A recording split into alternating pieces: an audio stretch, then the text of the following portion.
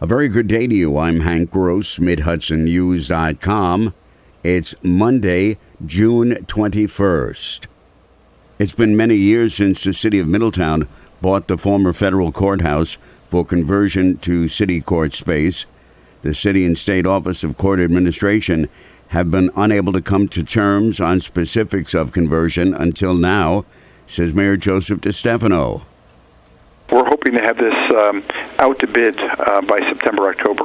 The Office of Court Administration is on board.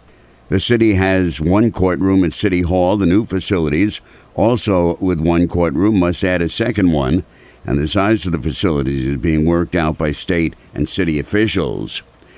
The state legislature is adjourned for the rest of the year, but the Senate Committee on Investigations is continuing its look into allegedly faulty bolts on the Governor Cuomo Tappan Zee Bridge.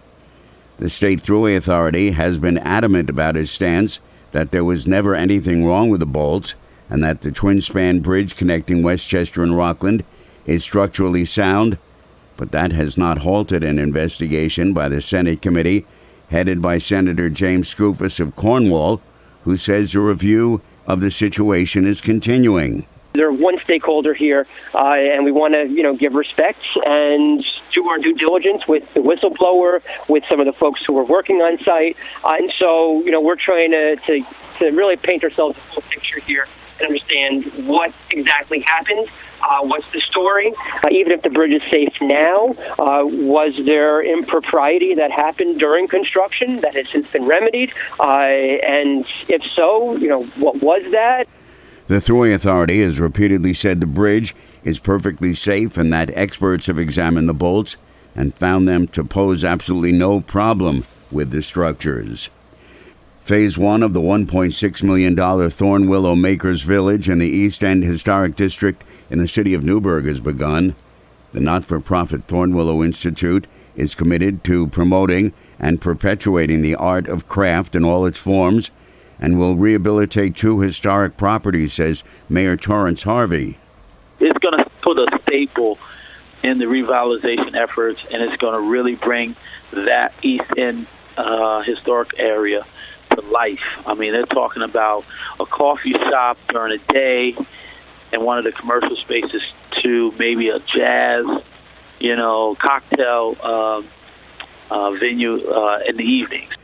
Empire State Development has committed $320,000 in a capital grant reimbursement for a portion of construction and rehabilitation costs of the project.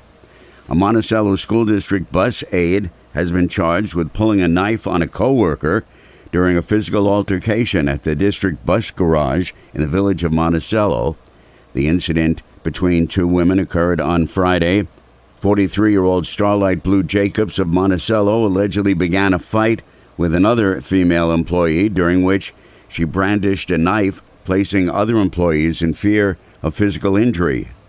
A former Accord man who was convicted in December 2017 by way of his guilty plea to course of sexual conduct against a child has lost his appeal of the conviction.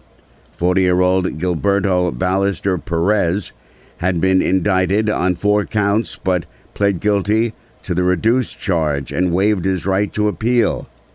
In acceptance of the plea agreement, he was sentenced to up to 7 years in prison, followed by 10 years of post-release supervision.